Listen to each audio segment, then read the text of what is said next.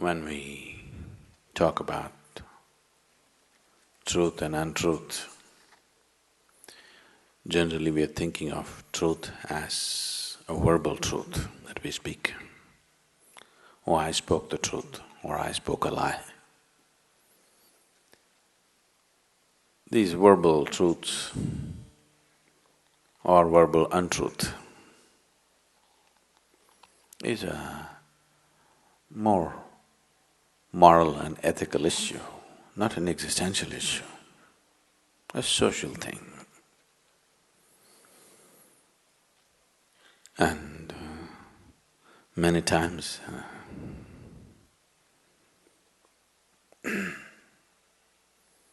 you know, there's a lot of terrorist attacks going around in the world. You just had one, we've had plenty back home.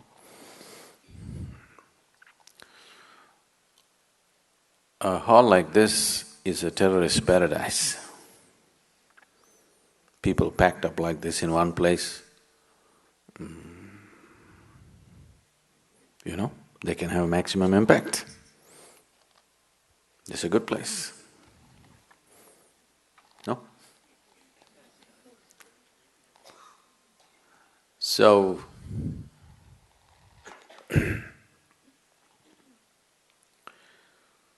when I was coming just now, I met a terrorist. Because everything is quiet here, he didn't know whether the people inside or not. He's trapped up. He asked, are there people inside? Do you want me to tell him the truth or untruth? Huh? You want me to speak the truth or untruth? What kind of people are you? So, what is truth? What is untruth?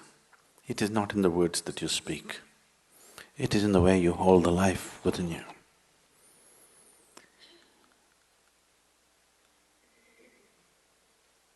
The nature of existence is such that it's all inclusive, You know the 10 horrible people in this class who don't believe in God. But when the sun comes up in the morning, you'll have 10 black spots falling on them. Believers have such hopes.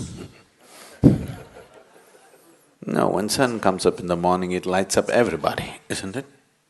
What nonsense you believe in or what nonsense you disbelieve in, it doesn't matter, it just lights up everybody. Whoever opens his eyes, for him there is light to see. Who you are, what you're thinking, what you're doing, are you this or that, it doesn't discriminate. Whether you are a crawling worm or a big human being, it doesn't discriminate. So the essential nature of life is all inclusive. There is no discrimination. This is the truth. If you sit here like that, absolutely all-inclusive, you are in touch with truth.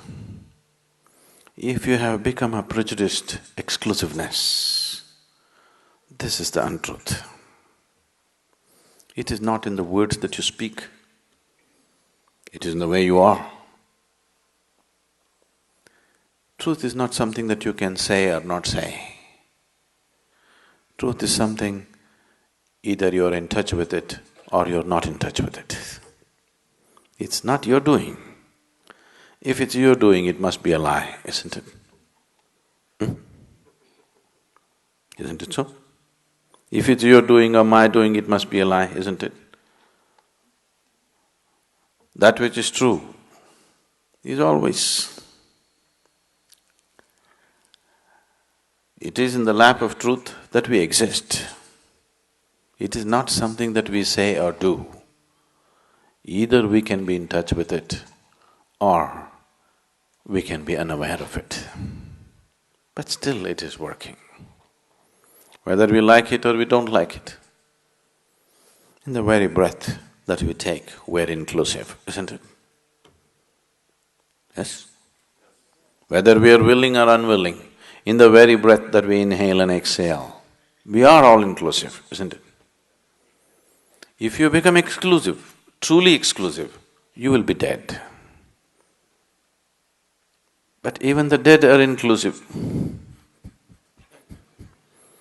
isn't it?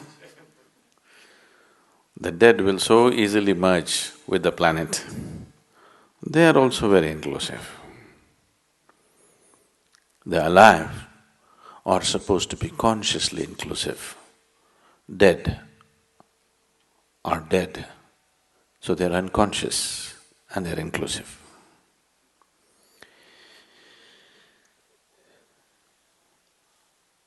The litmus test for you, whether you're in touch with truth or not, is just this. If there is any kind of suffering in you right now, you're not in touch with truth. If you're in touch with truth, there can be no suffering in you. It's as simple as that. How deep your suffering is shows how far away from truth you are right now. There are many ways to approach this. We have been trying to open up doors in the last few days. Whatever we have been doing here, I've been repeatedly saying this is not a teaching, this is just a method. Now seeing that my responsibility is limitless, is not a teaching, it's just a method.